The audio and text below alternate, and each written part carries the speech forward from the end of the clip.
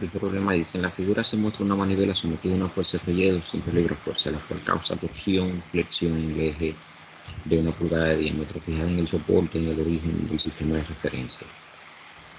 En realidad el soporte puede estar en una situación de inercia que se desea hacer girar, pero para los propósitos de un análisis de la resistencia se puede considerar que se trata de un problema de estática. El material del eje AB es acero IC y es laminado en caliente mediante el empleo de la teoría del esfuerzo ocultante máximo contra el factor de seguridad con base en el esfuerzo en el punto. Realmente nos están pidiendo que calculemos el factor de seguridad con relación a los esfuerzos que se generan en el punto A. Entonces tenemos una fuerza Fy que es vertical, dirigida hacia arriba, que está aplicada en el punto C. Entonces, para nosotros resolver el problema y conseguir los esfuerzos en el punto A, tenemos que formar un sistema equivalente en. Para eso, entonces, tenemos que definir un vector posición, que el vector posición va desde el punto A al punto C. Ese vector posición es RCA. Entonces, las coordenadas del punto A son 0, 0, 0. Y las coordenadas del punto C son 8, 0 y menos 5. Entonces, las componentes en X del vector CA son XA menos XC igual a menos 8. La componente en Y del vector CA es YA menos YC igual 0. La componente en Z del vector CA es ZA menos ZC igual 5. Entonces el vector posición CA es 8i más 0j más 5k. Entonces, para formar el vector posición trasladamos la fuerza con su misma dirección y su mismo sentido y generamos unos momentos. Tenemos entonces que calcular los momentos, entonces ver los momentos que se generan. Entonces tenemos una fuerza Fy que está dirigida hacia arriba en el eje vertical, es una fuerza cortante. Entonces la fuerza total aplicada en el punto A sería entonces, como no tenemos un componente ni en X ni en Z, sería entonces 0 en Y, 200J y 0 en K. Entonces el momento sería el determinante, resolver este determinante formado por 3 filas y 3 columnas, y JK, RX, RY, RZ, FX, FY, RZ. Entonces nuestro vector momento sería entonces el determinante, la solución del determinante y JK. 8 pulgadas, 0 pulgadas y menos 5 pulgadas, que son las componentes del vector posición, y entonces 0 libras, 200 libras y 0 libras, que son las componentes del vector fuerza.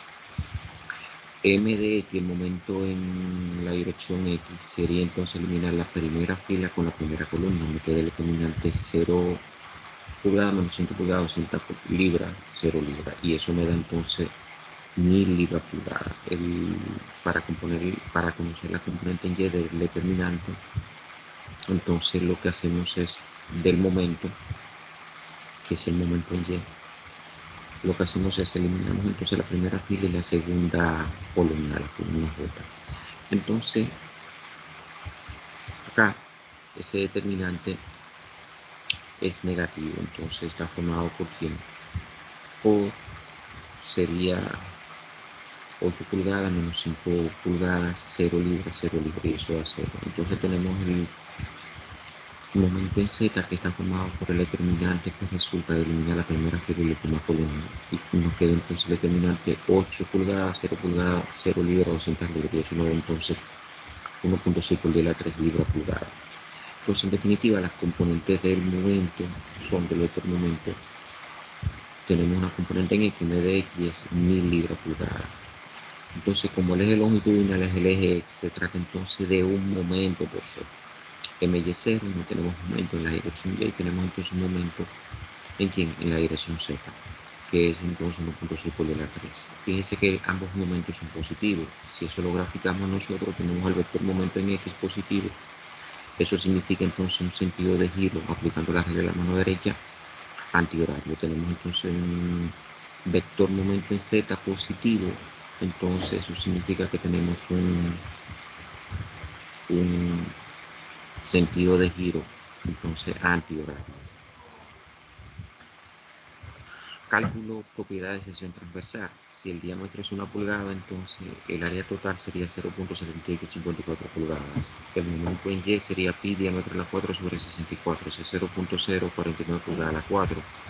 El momento en Z sería pi por diámetro a la 4 sobre 64, entonces queda 0.049. Fíjense que como se trata de una sección circular, el momento en Y y el momento en Z es igual, son iguales. Entonces, ¿qué tenemos? El momento polar de X resulta de sumar el momento en Y más el momento en Z, eso nos deja 0.98, 1775 pulgadas a la 4. Entonces, haciendo un análisis de esfuerzo para cada tipo de carga, ¿cuántas cargas nosotros tenemos? Si ustedes se fijan, nosotros tenemos entonces 3 cargas. ¿Cuáles son esas cargas?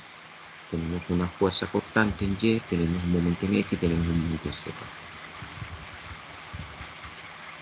Entonces, solo tenemos un momento fictor, porque el otro momento que tenemos, el M de X, es un momento torsudo. Entonces, ese momento es 1600 libras pulgada. Entonces, como el punto A está en la dirección y entonces medido con respecto a al eje neutro, que es Z, entonces sería entonces radio, y como sabemos, si entonces 6 sería D sobre 2.5 pulgadas. Aplicando entonces la fórmula, tenemos entonces un esfuerzo que lo calculamos como mz por sobre iz.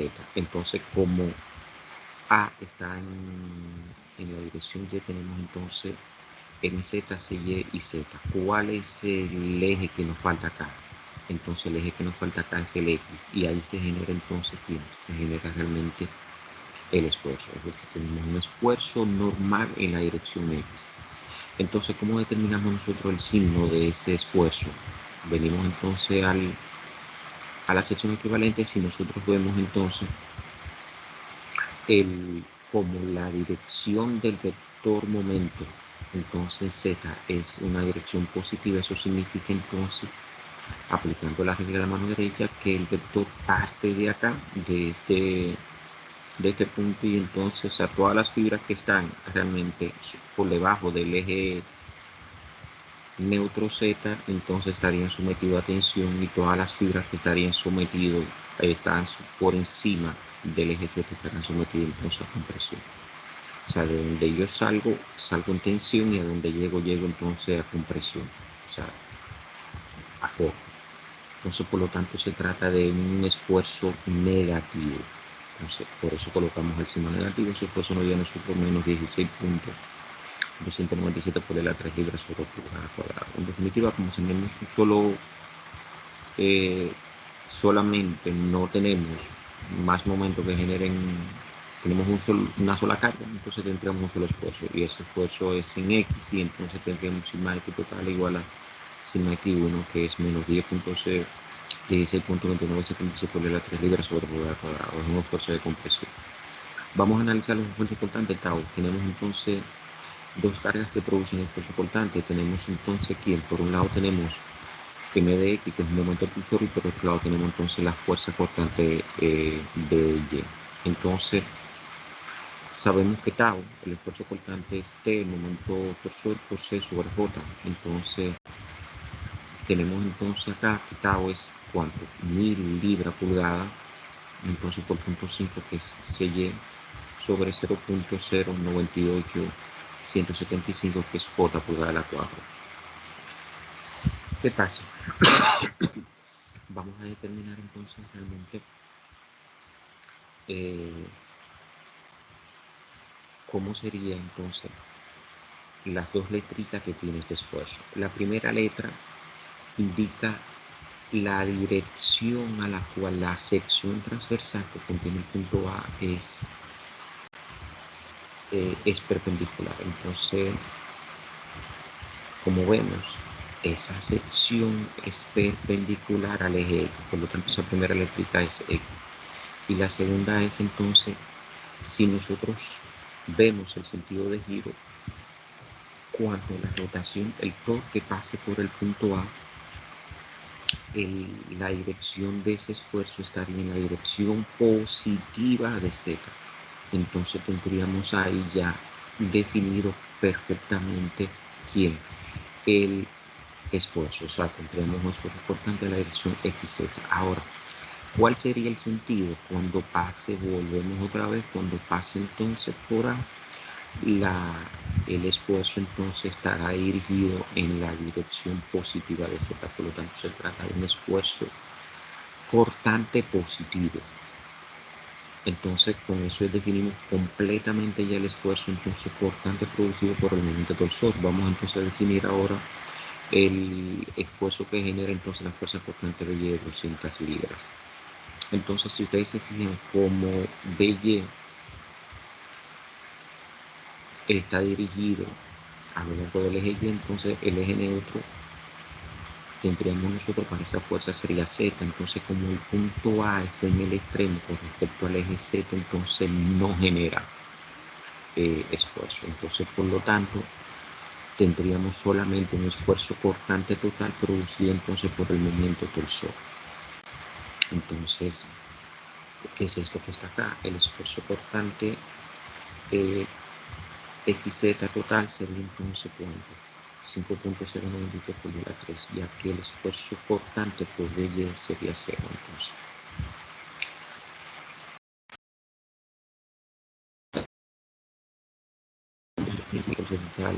Entonces el esfuerzo total cortante XZ.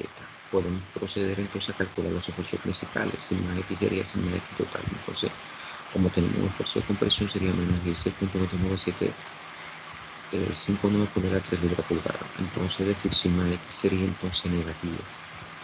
Entonces, tau XZ, como realmente yo tengo que ese esfuerzo me produce, realmente me tiende a hacer, a girar el elemento en sentido contrario a la manecilla de reloj, entonces tendríamos un esfuerzo XZ negativo. Entonces sería un esfuerzo de menos 5.09 por la 3 libras sobre pulgada cuadrada. Entonces, sigma 1 sería sigma X más sigma Z sobre 2 más. Recuerden, fíjense que el plano de análisis realmente es el plano igual XZ. Entonces, yo tendría sigma 1 sería sigma X más sigma Z sobre 2 más la raíz de sigma X menos sigma Z sobre 2 al cuadrado tau XZ. Y eso nos da entonces un esfuerzo principal 1 de 1.461 por la 3. Entonces, estamos asumiendo que vamos a comparar una gráfica para ver la zona segura. Entonces, donde se consideran los esfuerzos sigma 1 y sigma 3, vamos a hacer entonces calcular a sigma 2 como sigma 3, entonces, y hacer sigma 2 0. Entonces sigma 3 sería sigma X más sigma Z sobre 2 menos entonces sigma X menos sigma Z sobre 2 al cuadrado más tau XZ al cuadrado. Y eso nos da entonces un esfuerzo de menos 17.758 por la 3 libras sobre pulgada. También una manera de calcular entonces a sigma 1 sería O, que es el cual es el esfuerzo promedio, que es el centro del círculo de Mohr. Entonces sigma 1 sería O más R, y R, que en ese radio del círculo de Mohr tenemos más que tau máximo, que es el radical formado por sigma X menos sigma Z sobre 2 al cuadrado más tau XZ al cuadrado. Entonces, fíjense que sigma 1 O más R me da igualito que el nosotros sigma 1 con la fórmula original. Entonces sigma 3 sería entonces O menos R. O sea, sigma 1 sería sigma 1 O menos O más R, sigma 2 sigma 3 sería O menos R. Entonces el esfuerzo cortante máximo, como dijimos, es radical. Sigma X menos sigma Z sobre 2 al cuadrado más tau XZ al cuadrado, o sea, 9.69 por la 3 libras sobre pulgada cuadrada. Entonces fíjense que tenemos todo para calcular entonces ya los diferentes factores de diseño. Como el acero es un IC 1020 nominado caliente, tiene un límite de frecuencia de 30.000 libras sobre pulgada. Entonces, ¿qué nos dice a nosotros la teoría de la energía de distorsión? Que el factor de diseño sería el límite de fluencia sobre sigma prima. Pero ¿quién es sigma prima? Es el esfuerzo de 2 mises. Entonces, ¿cómo calculamos el esfuerzo de 2 mises? El radical de sigma 1 al cuadrado más sigma 3 al cuadrado menos sigma 1 menos por sigma 3. Y eso nos da un esfuerzo entonces de 2 mises de 17.532 por la 3 libras sobre pulgada. Entonces, por lo tanto, el factor de seguridad, utilizando entonces la teoría de la energía de distorsión, en cuanto a 1.619. Si aplicamos entonces la teoría del esfuerzo cortante máximo que tenemos nosotros, N, factor de diseño sería 0.5 por el límite de fluencia sobre el tau máximo, y eso no de nosotros 1.561. Como se ve, o sea, en la teoría del esfuerzo constante máximo es más conservadora que la teoría realmente de quién, de la energía de la distorsión. Entonces vamos a ver qué es lo que está pasando. Si nosotros graficamos a sigma 1 y a sigma 2 y unimos ese punto, fíjense que el punto sigma 1, sigma 3 sería cuánto, quedaría en este puntito rojo. Entonces, ¿qué significa eso? Que se trata de un diseño seguro, que tenemos unos factores de diseño por encima de uno. Por lo tanto, nosotros nos estamos separando ¿de quién? Del límite de fluencia. El límite de fluencia sería ¿cuál? Sería entonces este punto acá. Para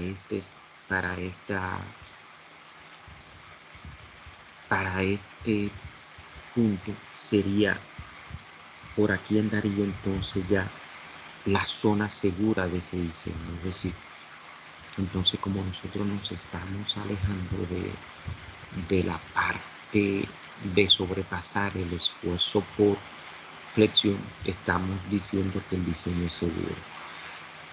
¿Por qué el límite de fluencia? Recuérdense que el límite de fluencia realmente es el límite donde ya yo tengo entonces deformaciones plásticas, es decir, ya existen deformaciones permanentes. Y ahí te concluye entonces, señores, el problema.